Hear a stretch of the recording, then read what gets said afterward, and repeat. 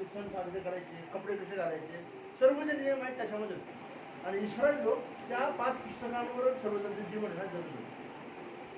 आता जेव्हा आपण नवीन करारामध्ये येतो तेव्हा नवीन करारामध्ये लगेच आल्यावर आहे ना त्यांच्यामधला फरक दिसायला आपल्याला सुरू होतो.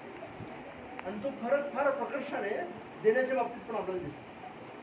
जे आपण जुन्या करारामध्ये यहुदी लोकांचं जीवन पाहत होतो, जे फक्त मंदिरामध्ये आणि मंदिराच्या आसपास त्याच्यासोबत निगडीत होतं, आता त्या जीवनामध्ये कसे बदल होत आहेत ते आपल्याला आहे ना नवीन करारामध्ये पाहायला मिळतं. आणि त्याचं एक उदाहरण म्हणजे ख्रिस्तांच्या कृत्यामध्ये जेव्हा आपण येतो, ख्रिस्तांच्या कृत्यामध्ये आल्याबरोबर 2ऱ्या अध्यायापासून जेव्हा मंडळीची स्थापना होते तेव्हा आपल्याला ह्या मंडळीचं जीवन जे आहे ते पाहायला मिळतं. आपल्याला काय काय दिसतं ख्रिस्तांच्या कृत्यामध्ये जेव्हा आपण येतो तेव्हा आठवतं का? ख्रिस्तांच्या कृत्यामध्ये जेव्हा मंडळीची सुरुवात होते तेव्हा ह्या लोकांचं जीवन कसं होतं विश्वासणाऱ्यांचं? सांगते पवित्र आत्मा येतो, बरोबर. हा, तेव्हापासून मंडळी स्थापन होते. मंडळी स्थापन झाल्यावर मंडळीचं जे जीवन आहे ते कसं होतं आठवतं? बरं, 2रा अध्याय काढा. ख्रिस्तांच्या कृत्याचा 2रा अध्याय आणि 42 पासून 44 पर्यंत. 2, 42, 44. वाचा कोणी? ते प्रेषितांच्या शिक्षणात आणि सहवासात, भाकर मोडण्यात व प्रार्थना करण्यात तत्पर असत. तेव्हा प्रत्येक मनुष्याला भय वाटले आणि प्रेषितांच्या हातून पुष्कळ अद्भुत कृत्ये व चिन्हे घडत होती.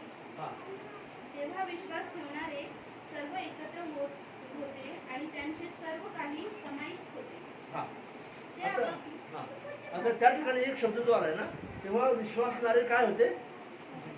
एकत्र होते ना, आणि त्यांचे सर्व काही सामायिक होते. आता हा जो शब्द आहे ना तो लक्षात द्यायला पाहिजे. तेव्हा विश्वासणारे म्हणजे किती लोक? जेव्हा नवीन कराराची मंडळी स्थापना झाली तेव्हा किती विश्वासणारे होते? पवित्र आत्मा आला तर सांगितलं तेव्हा पवित्र आत्मा आला तेव्हा किती लोक? 120 लोकांना, बरोबर. मग 120 लोकांना पवित्र आत्मा आला आणि तिथं बाहेरच्या लोकांना वाटतं अरे काय गोंधळ चालू आहे, काय गोंधळ चालू आहे. पेत्र येतो, उभा राहतो आणि पेत्र संदेश देतो. आणि पेत्राने संदेश दिल्यामुळे काय होतं? पश्चाताप करतात. आणि किती लोक ऍड होतात मंडळीमध्ये? 3000 लोक आहे ना. आता त्या 3000 लोक अधिक हे 120 लोक अधिक स्त्रिया आणि मुलं असं पकडा. हा हिशोब करा. कारण त्या जेव्हा पेत्राने भाषण केलं तेव्हा काय सांगितलं आपल्याला? तेव्हा पुरुषांची संख्या 3000 होती ज्यांनी विश्वास ठेवला. आता हे 3000 पुरुष प्लस 120 आधीचे विश्वासणारे ज्यांच्यावर पवित्र आत्मा आला होता ते, प्लस अधिक त्यांच्यामध्ये स्त्रिया आणि लहान लेकरं त्यांचे घरामध्ये जे लोक असतील ना, किती लोक असतील मंडळीमध्ये? पहिल्या 5,000 असतील, साधारण 5,000 6,000 लेकरं पकडले तर अजून जरा जास्त. एक लेकरू पकडलं तरी 8-9,000, साधारण 9 ते 10,000 लोक या यरुशलेमच्या मंडळीमध्ये एका दिवसामध्ये तयार झाले. लक्षात येते? आता हा जो बदल आहे ना, जेव्हा हे लोक आता विश्वासामध्ये आले आणि हे सर्व विश्वास ठेवणारे, येशूवर विश्वास ठेवणारे लोक कोण होते? यहुदी होते. अजून त्यांच्यामध्ये यहुदी शिवाय कोणीही विश्वास ठेवणारा नाही. सर्वचे सर्व यहुदी लोक आता मंडळीमध्ये आले. पण फरक काय? आता ते जुना करार पाळणारे लोक, मंदिरामध्ये जाऊन यरुशलेमच्या भेटणारे लोक, आता ते येशूवर पण विश्वास ठेवायला लागले आणि येशूला त्यांचा देव म्हणून त्यांनी स्वीकारला. असे 10,000 लोक समजा यरुशलेममध्ये. आणि त्या लोकांविषयी म्हटलं त्यांचं सर्व काही कसे होते? ते एकत्र होते, जे आता समीक्षाने वचन वाचतो ना. आणि काय होतं? त्यांचं सर्व काही सामायिक होतं. ते एकत्र होते आणि त्यांचं सर्व काही आता हे 10,000 लोकांचं सर्व काही सामायिक होतं. ते काय करत असत? परत वाच 42 वचन. ते प्रेषितांच्या शिक्षणात आणि सहवासात, भाकर मोडण्यात व प्रार्थना करण्यात तत्पर असत. पूर्वाच. तेव्हा प्रत्येक मनुष्याला भय वाटले आणि प्रेषितांच्या हातून पुष्कळ अद्भुत कृत्ये व चिन्हे घडत होती. तेव्हा विश्वास ठेवणारे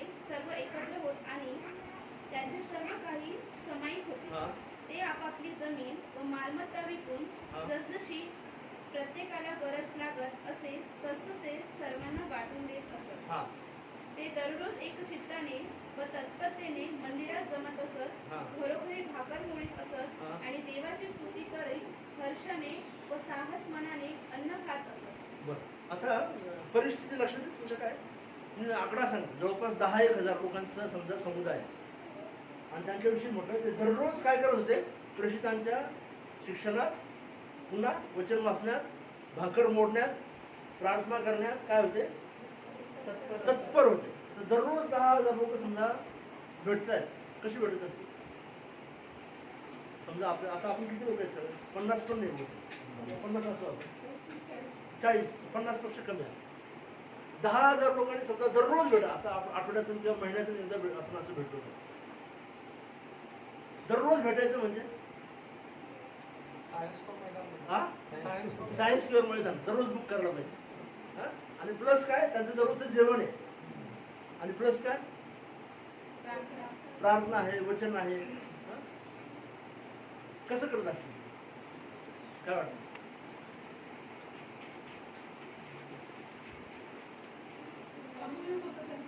सांगत होते. म्हणून आपण आता त्या यरुशलेमची कल्पना आपण करायला पाहिजे. यरुशलेम शहर जे आहे ना, किती मोठं होतं, त्याचा आकार किती होता, आणि 10,000 लोक समजा असे दररोज जर भेटायला लागले तर त्या शहरामध्ये काय वातावरण तयार होतं. म्हणून सोपी गोष्ट आहे, समजा आपण 100 लोक जर असे दररोज यायला लागलो ना, तिथे आजूबाजूचे गौरव कॉलेजचे लोक इथे उभा राहतील दारामध्ये, आणि अक्काला म्हणजे अक्का बस करा, आता हे खूप झाला आता नाटक, एवढं सोपं नाही. म्हणून त्यांची जी भेटायची पद्धत असते ना, कदाचित ती सर्व लोक एकाच वेळेस एकाच ठिकाणी येत नसते. तिथं म्हटलं ते घरोघर भाकर मोडत होते, असं आहे ना, तसं आहे ना, घरोघर. आता एका घरामध्ये 10,000 लोक तर नाही भेटू शकणार ना, म्हणजे साहजिकपणे त्यांनी काय केलं असेल, ती मंडळी विभागली असेल, एरिया वाईज म्हणा, वेगवेगळ्या ठिकाणी ते एकत्र येऊन भेटत असतील. प्रेषित त्यांच्यामध्ये जाऊन त्यांना शिकवत असतील, म्हणजे मंडळीची पुढारी आहेत ती त्यांना शिकवत असतील, आणि ते वातावरण असतं. आणि ते जेव्हा जेव्हा एकत्र येतात तेव्हा ते एकत्र भोजन करतायत, वचन ऐकतायत, प्रार्थना करतायत, असं प्रकारचं वातावरण.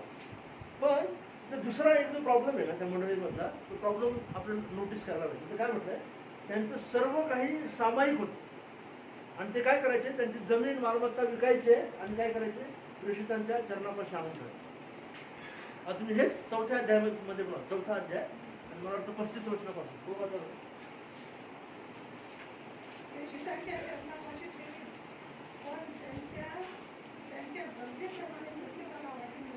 हा 32 पासून वाचा. तेव्हा विश्वास धरणाऱ्यांचा समुदाय एक दिलाचा व एक जीवाचा होता. हा कोणीही आपल्या मालमत्तेतील काही स्वतःचे आहे असे म्हणत नसे, हा तर त्यांचे सर्व काही सामायिक होते. प्रेषित मोठ्या सामर्थ्याने प्रभू येशूच्या पुनरुत्थानाविषयी साक्ष देत होते, आणि त्या सर्वांवर मोठी कृपा होती. हा त्यांच्यातील कोणालाही उणे नव्हते, हा कारण जमिनीचे किंवा घराचे जितके मालक होते तितके ती विकत आणि विकलेल्या वस्तूचे मोल आणून प्रेषितांच्या चरणापाशी ठेवी. हा मग त्यांच्या बस बस बस हा पुढच्या पूर्ण करा. हा मग ज्यांच्या त्यांच्या गरजेप्रमाणे प्रत्येकाला वाटून देण्यात येत असे. हा बरोबर. हा आता परिस्थिती काय, त्यांचं सर्व काही सामायिक होतं, आणि ज्याला जशी गरज लागत तेव्हा ते काय करायचे, आपली जमीन प्रॉपर्टी सगळं विकायचे, आणि ते पैसे काय करायचे, प्रेषितांच्या पायापाशी आणून ठेवायचे. आणि प्रेषित मग काय करणार, मंडळीमध्ये ज्याला जशी गरज लागेल तशी गरज ते भागवत असतात. आता इथे एक दोन प्रॉब्लेम. एक म्हणजे का बरं त्यांना अशी गरज पडली का त्यांना इतका पैसा द्यावा लागतो, सगळ्यांना प्रॉपर्टी विकावं लागते आणि गरजा पूर्ण करावं, का बरं? एक म्हणजे त्या मंडळीमध्ये एक जी समस्या कदाचित जे असेल ना, जरी पवित्र शास्त्र फार स्पष्टपणे सांगत नाही, पण जे असू शकत, आणि ती म्हणजे येशू ख्रिस्त आत्ताच स्वर्गामध्ये गेला होता, काही दिवस झाले त्याला, 40व्या दिवशी तो स्वर्गामध्ये गेला होता, आणि 50व्या दिवशी पवित्र आत्मा आला है ना, आणि त्याच दिवशी एवढे लोक सगळे मंडळीमध्ये ऍड झाले 10 दिवसामध्ये. म्हणजे अगदी थोड्या दिवसापूर्वी समजा 1 महिना 2 महिना 6 महिने पकडत, येशू ख्रिस्त अगदी अलीकडच्या काळामध्ये स्वर्गामध्ये गेलाय. आणि तो गेल्यावर देवदूत आले आणि त्यांनी सांगितलं, आकाशामध्ये सांगितलं का, बघा हा जो येशू ख्रिस्त जसा वर गेला तसाच तो खाली येणार. आणि येशू ख्रिस्त खूप लवकर आम्हाला भेटायला परत येणार आहे, त्या आशेमध्ये मंडळी येणं वाट बघत होती. आणि तो कधी किती लवकर येईल हे कोणालाच माहिती, पण तो पटकन येणार आणि तो पटकन येणार आहे. तर तो आल्यावर आम्हाला काय व्हायला पाहिजे, त्याच्यासाठी तयार व्हायला पाहिजे. आणि तो येऊन आम्हाला परत त्याच्यासोबत घेऊन जाईल. ह्या आशेमध्ये मंडळी काय होती, खूप आशावान होती. त्यांची आशा एकच होती, आम्ही कधी येशू सोबत त्याच्यासोबत राहायला जाऊ. त्याच्यामुळं स्वाभाविकच काही समस्या निर्माण होतात. आणि त्या समस्या तुम्ही थेसलोनिकरास पत्र आहे ना, तर पहिल्या पत्रामध्ये पौल ह्याच्याविषयी बोलतो, जेव्हा तो मंडळीला सांगतो की येशू ख्रिस्त खूप लवकर येणार आहे. पण त्याच्यामुळं गडबड होती थेसलोनिकराच्या मंडळीमध्ये. जरी तो यरूशलेमचे लोक नव्हते, पण वातावरण काय असेल जरा कल्पना आपण करू शकतो. ते पहिलं पत्र लिहिल्यावर त्या मंडळीमध्ये जरा संशय निर्माण होतात, गडबड सुरू होती. का पौलाने सांगितलं येशू ख्रिस्त लवकर येणार आहे म्हणून आम्ही वाट पाहायला पाहिजे. त्याच्यामुळं मंडळीतले लोक कामधंदा सोडून देतात, व्यवसाय सोडून देतात आणि काय करतात, प्रभू येणारे आम्हाला तयार करायचे, प्रभू येणारे आम्हाला तयार करायचे. मग आम्ही काय करणार, प्रार्थना करणार, दररोज हलेलुया प्रेज द लॉर्ड करणार, दररोज वचन वाचणार, दररोज आमच्या लोकांना भेटणार आणि काय म्हणणार, प्रभू येणार आहे. तिथं मारानाथा म्हणून पवित्र शास्त्रामध्ये शेवटचा एक शब्द आहे ना, मारानाथा म्हणून शब्द वापरायचा. मारानाथा म्हणजे प्रभू लवकर येतोय, लवकर तयारी करा, तयारी करा, प्रभू येतोय, लवकर येतोय, तयारी करा. मग काम करायचं नाही, काम करायची गरज नाही. आणि काय करायचं, वाट बघायची प्रभू. दररोज विश्वासणाऱ्यांना भेटायचं, दररोज वचनामध्ये वाढायचा प्रयत्न करायचा आणि ते जीवन मंडळी जगायला सुरुवात करायची. आणि त्याचा परिणाम सगळ्यांकडेच आता काय झाले, पैसा संपायला सुरुवात झाली. आणि त्याच्यामुळं कदाचित मंडळीमध्ये एक वातावरण तयार झालं तर आता ह्या मंडळीची काळजी कशी करायची. पण त्यांच्यामध्ये ही समस्या असताना दुसरा चांगला भाग काय होता, पवित्र आत्म्याने त्यांच्यामध्ये काम केल्यामुळे ते इतके एक मनाचे, एक दिलाचे, चौथा अध्यायामध्ये शब्द वापरला ना, ते एक दिलाचे, एक जीवाचे असे होते. आणि त्यांचं सर्व काही सामायिक होतं. म्हणून कोणी असतं असं म्हटलं, कोणी हे माझं आहे ते तुझं आहे असं म्हणत नव्हतं, सर्व काही सर्वांचं. मग कोणाला काही गरज पडली, कोणाला आज समजा घरामध्ये तांदूळ नाही, भाकर नाही, किंवा अजून काही भाजीपाल्याला पैसे नाही, दुसरा जण काहीतरी काय करणार, जाऊन आजच्या भाषेमध्ये जर म्हटलं तर जाऊन स्वतःची मोटरसायकल विकणार आणि ते पैसे आणून प्रेषितांकडे देणार, प्रेषित ते पैसे मंडळीमध्ये वाटणार. दुसरा जण जाऊन त्याला अजून समजलं कोणाला तरी काय गरज आहे, कपडे नाही किंवा अजून कोणाला काय गरज आहे, दुसरा जण जाणार काय करणार, स्वतःचं घर विकून टाकणार आणि ते पैसे घेणार आणि लोकांना वाटणार. अक्षरशः अशा प्रकारचे जीवन ती मंडळी जगते. आणि ते पहिल्या शतकातल्या मंडळीचं जीवन, जे जुन्या करारामध्ये आपण पाहिलं होतं की हे लोक, इस्रायल लोक एकमेकांची काळजी करत नव्हते, लक्ष देत नव्हते, अनाथ, गरीब, विधवा कोणाकडेच पाहत नव्हते, फक्त पैसा कमवायचं, हाव करायची ती अपेक्षा करत होते, शब्दात पाळत नव्हते. ते पवित्र आत्म्याच्या कामानंतर ह्या मंडळीच्या जीवनामध्ये इतका भयानक आमूलाग्र बदल झाला आणि ही नवीन मंडळी यायला तयार झाली. दुसरा एक फरक जो आपण लक्षात घ्यायला पाहिजे, आता हे सर्व यहुदी लोक आहेत आणि ते आपण कधीच विसरायला नको. यहुदी लोकांची आज्ञा काय होती, त्यांना काय करायचं असू दे का, मग त्याच्यामुळे तुम्हाला डिस्टर्ब. यहुदी लोकांचं जीवन काय होतं, पूर्वीचे सर्व अर्पण त्यांना काय करावं लागत होते, मंदिरामध्ये आणून त्यांना मंदिरामध्ये टाकावं लागत होतं, याचकाकडे त्यांना द्यावं लागत होतं. आता काय झालं, हे जरी मंदिरामध्ये भेटतायत, दुसऱ्या अध्यायामध्ये सांगितलं ना, ते मंदिरामध्ये भेटत दररोज. आता हे कुठे भेटतायत, मंदिरामध्येच भेटतायत.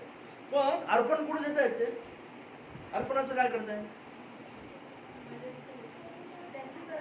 हा, आणि कुठे देत आहेत, ते प्रेषितांच्या पायाला वाहून ठेवत आहेत.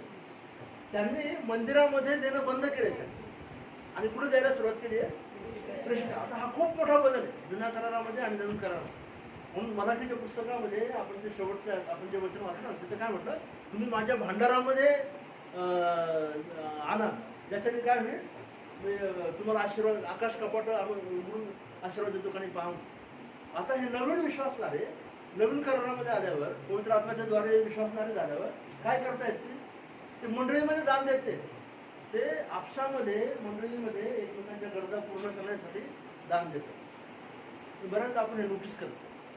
मला बऱ्याचदा मी जेव्हा हे ऐकतो ना, आपण दशांशावर संदेश ऐकतो किंवा बाकीच्या गोष्टी ऐकतो ना, बऱ्याचदा नवीन करारामध्ये जेव्हा ही मंडळी स्थापन झाली तर ते दशांश देता म्हणून कोणी सांगितलं, मंडळीने दशांश द्यायला सुरुवात केली म्हणून कुठे सांगितलं. ह्या मंडळीचं देणं एकदम विचित्र देणं आहे. मी त्याला विचित्रच म्हणतो, कारण त्याला नियम असते त्या देण्यात, किंवा कसं द्यावं ते त्यांना माहिती नाही. फक्त गरज आहे समोर म्हणून आणि त्यांना वाटतंय म्हणून ते काहीतरी गोष्टी करतात. आणि तो पॅटर्न जो आहे ना, तो पॅटर्न ह्या मंडळीमध्ये नवीन करारामध्ये आपल्याला पाहायला मिळतो, जो जुन्या करारापेक्षा एकदम वेगळा होता. जुन्या करारामध्ये त्यांना शिस्त होती, दशांश द्यायचा, नंतर 7व्या दिवशी त्यांनी आराम करायचा, नंतर वर्षाचे 3 सण होते, त्यासाठी त्यांनी मंदिरामध्ये जायचं यरूशलेमला, तिथे जाऊन अर्पण करायचं, याचकांसाठी पैसे द्यायचे, गरिबांसाठी त्यांनी शेतामध्ये काहीतरी बाकी ठेवायचं, हे सगळं त्यांना करायचं होतं. आता नवीन करारामध्ये ही मंडळी सुरू झाल्यावर त्यांच्यामध्ये हे सगळे नियम आता बाजूला गेले आणि एक नवीनच नियम त्यांच्यामध्ये सुरू झाला. जे काही आमचं आहे ते सर्वांचं आहे, आणि जे त्यांचं आहे ते माझं आहे, माझं आहे ते त्यांचं आहे. जो तेरा आहे वो मेरा आहे, मग कोणत्यातरी हिंदी पिक्चरमध्ये असं काहीतरी ना, जो तेरा आहे वो मेरा आहे, जो मेरा आहे वो तेरा आहे, असं काहीतरी एक आहे, डायलॉग आहे का गाणं आहे, असं काहीतरी आहे. तशा प्रकारचं जीवन लोक जगतात आणि ते थोडंसं आपल्याला विचार करायला आपण भाग पडायला पाहिजे. आणि हे तसंच कंटिन्यू होतं. जर तुम्ही पुढे पाहिले, वाचन केले, प्रेषितांचे कृत्य 6व्या अध्यायामध्ये आहे, तर त्या ठिकाणी एक अजून मोठा प्रॉब्लेम तयार झाला. प्रॉब्लेम काय झाला? प्रेषित 6 मध्ये आठवलं का? त्या दिवसात शिष्यांची संख्या वाढत चालली असता हेलेनी युद्धांची इब्री लोकांविरुद्ध कुरकुर सुरू झाली. कारण रोजच्या वाटणीत त्यांच्या विधिवाची उपेक्षा होत असे. तेव्हा 12 प्रेषितांनी शिक्षगणाला बोलावून म्हटले, आम्ही देवाचे वचन सांगण्याचे सोडून पंक्ती सेवा करावी हे ठीक नाही. तर बंधुजन होऊन तुम्ही आपल्यामधून पवित्र आत्म्याने व ज्ञानाने पूर्ण असे 7 प्रतिष्ठित पुरुष शोधून काढा. त्यांना आम्ही ह्या कामावर नेमू, म्हणजे आम्ही स्वतः प्रार्थनेत व वचनाच्या सेवेत तत्पर राहू. ही गोष्ट सर्व लोकांना पसंत पडली. काय समस्या आहे ठिकाणी? समस्या काय झाली? पहिल्या 1-2 वर्षांमध्ये सांगितलं.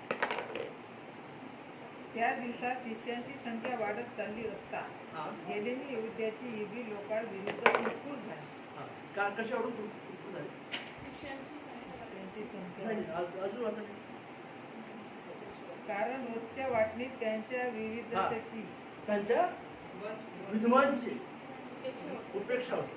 काय होतंय बघा, मी म्हटलं एवढे मोठ्या संख्येने लोक आहेत ते, आणि त्यांच्यामध्ये आता वाद काय आहे? आता मंडळीमध्ये हेलेनी विधवा आणि यहुदी विधवा यांच्यामध्ये मंडळीमध्ये पक्षपात होतो, किंवा असं भासतंय का एक गट दुसऱ्या गटाला पुरेसं अन्न देत नाही किंवा त्यांच्या गरजा पूर्ण करत नाही. आणि प्रेषितांना आता प्रेशर येत आहे प्रेषितांना की आम्ही कसं काय हे करावं. तर आम्ही हे काम पाहायला लागलो, कोण वाटतंय बरोबर, किती वाटतंय बरोबर, सर्वांना बरोबर मिळतंय का नाही, हे जर आम्ही चेक करायला लागलो तर मग आम्ही वचन कधी शिकवणार, प्रार्थना कधी करणार. आणि त्याच्यामुळं मग ते काय करतात, अजून पुढाऱ्यांना निवडतात आणि त्याच्यामध्ये स्टेफन वगैरे सर्व शिष्यांना ते त्यांना सेवक म्हणून देतात. पण समस्या काय का, मंडळी वाढत चालली आणि मंडळी वाढत चालल्यामुळे त्यांच्या गरजा बदलत आहेत. आणि त्या गरजा कशा बदलत आहेत, जसं जसं संख्या वाढते तसं तसं त्यांच्या आता ज्या विधवा आहेत त्यांच्यामध्ये पण त्यांना आता तफावत दिसते, पक्षपात दिसते, भांडण दिसते त्यांना. आणि त्या सांभाळायला मंडळी आता नवीन उपाययोजना करते आणि मग पुन्हा ते त्यांना कसं वाटता येईल, कसं त्यांची काळजी घेता येईल त्यांना दिसते. आणि ते आपण ना ह्या ठिकाणी पाहू शकतो. बरं, नंतर ह्यांची गरज पूर्ण करण्यासाठी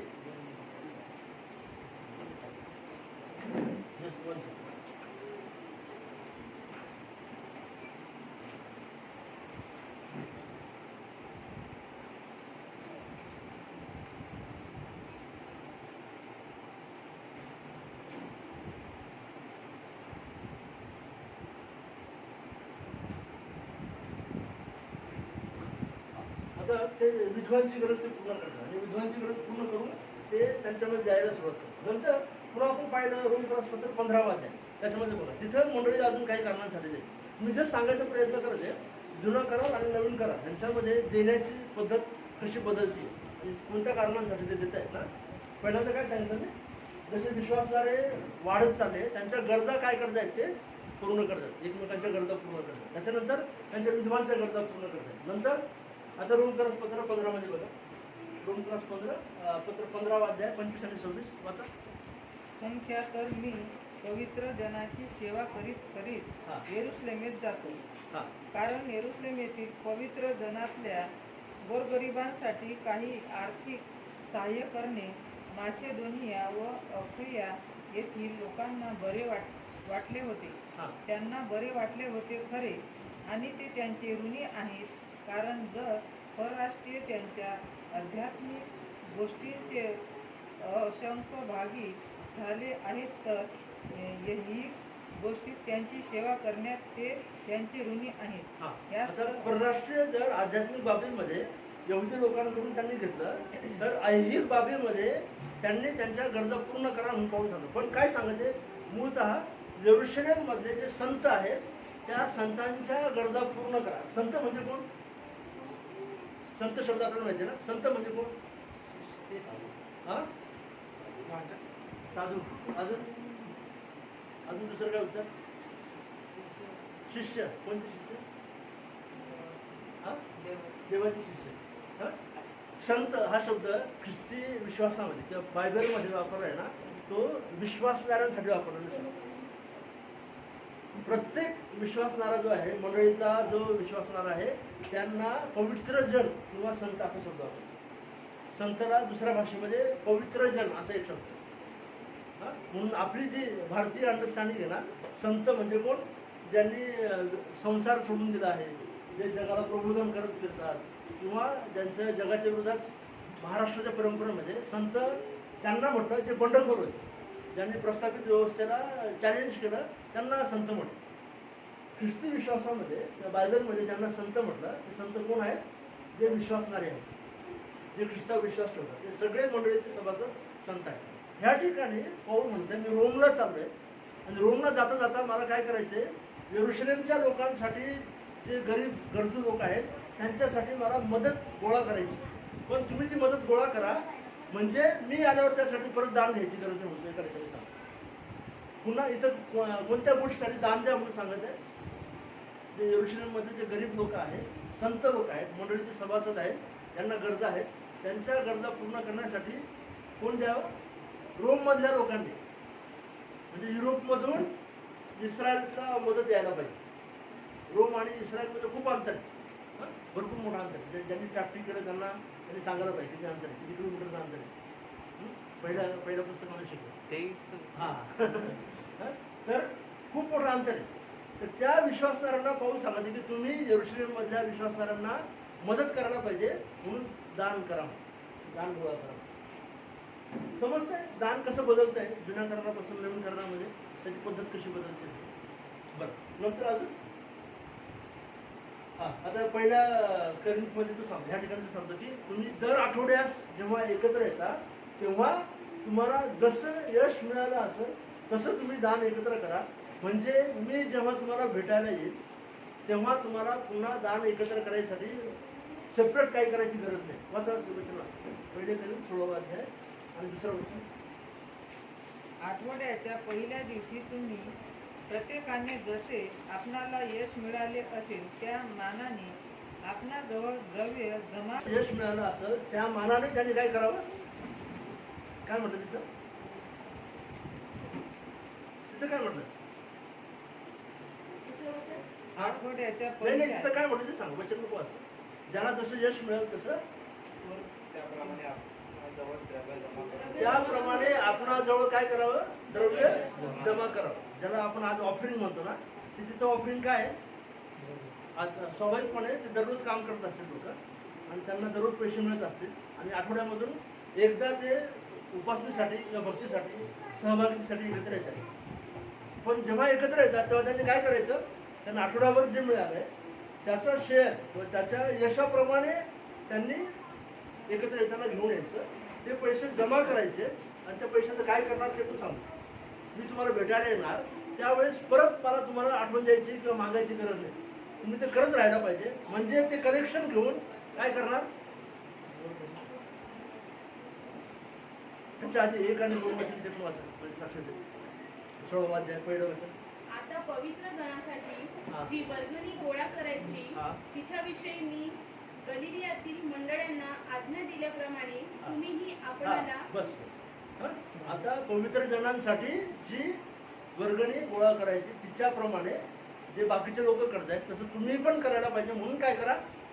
आठवड्याभर जे यश मिळालं त्याच्याप्रमाणे तुमचं द्रव्य जमा करून ठेवा. म्हणजे मी आल्यावर पुन्हा काय वर्गण्या होऊ नये. आता ही जी पद्धत आहे ना, जे ती आपण आज जे दानार पण घेतो किंवा आपली जी ऑफरिंगची पद्धत आहे त्याच्यापेक्षा अतिशय वेगळी पद्धत आहे. त्याची गरज अतिशय वेगळी आणि ती गरज त्या विशिष्ट प्रसंगामध्ये त्या लोकांना द्यावं म्हणून प्रेषित शिकवतं, पाऊल शिकवतं. तर तुम्ही ह्या कारणासाठी द्या म्हणून. लक्षात येते फरक, लक्षात येतोय. तुम्ही तुलना करू शकता जुना करारात मध्ये देणं, ह्या परिस्थितीमध्ये पहिल्या शतकामध्ये देणं आणि आज आपण जे देत आहोत त्याच्यामध्ये तुम्ही तुलना करून फरक पाहू शकता. नेमकं कसा हा बदल होत आहे ना ते लक्षात ठेवा. नंतर आपण त्याच्यावर नंतर डिस्कस करू, पण हे बदल लक्षात ठेवा. नंतर आता दुसरं करीन 8वा अध्याय आणि 9वं वचन.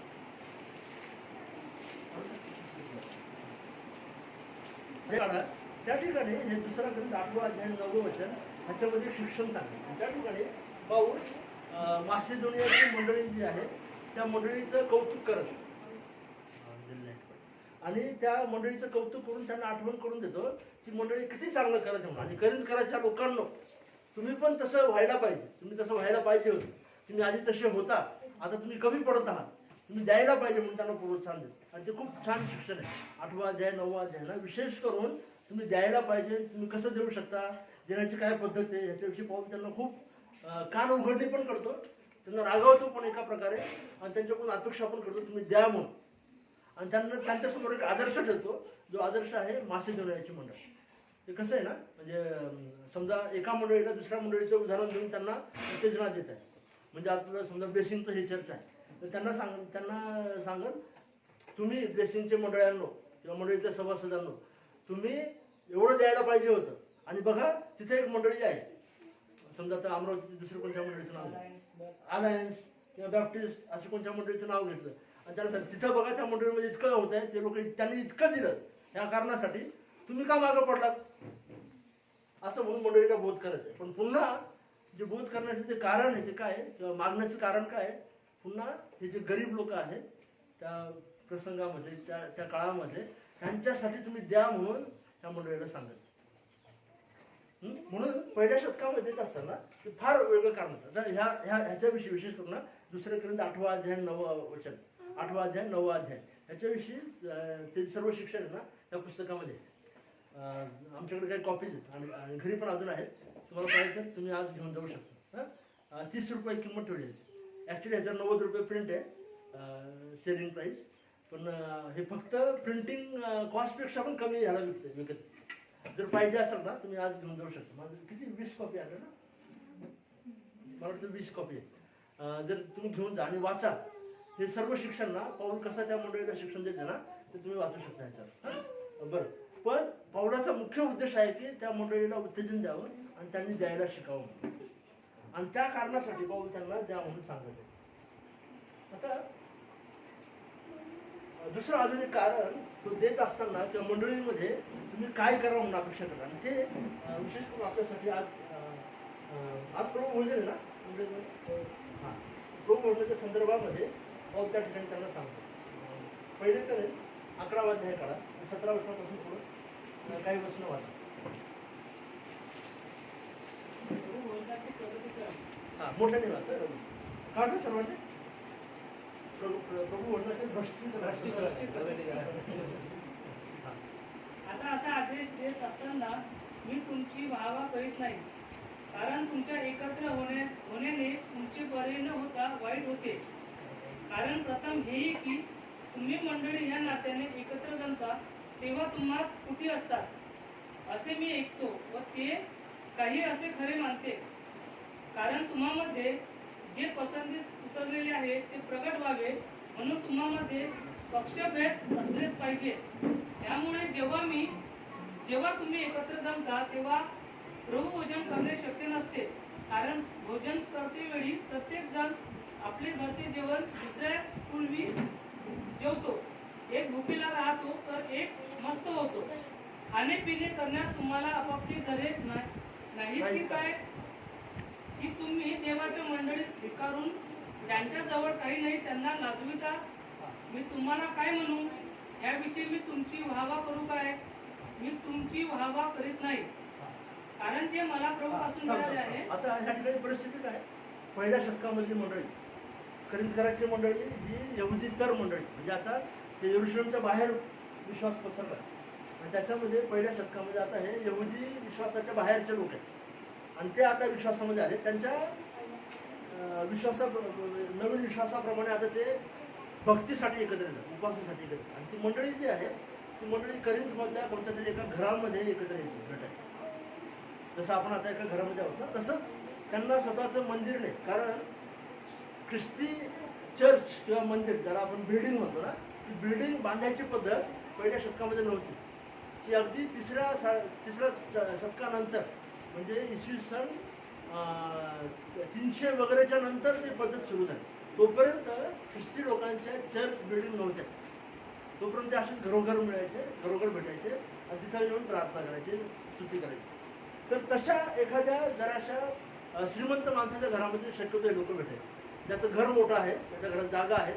आणि व्हायचं काय, समजा खाली असा हॉल आहे मोठा आणि श्रीमंत लोकांची बैठकीची व्यवस्था असते जेवणाची. जसं आपल्या आता घरामध्ये काही लोकांच्याकडं हे असतं ना, डायनिंग टेबल असतात है ना, तर तिथे काय होतं, डायनिंग टेबल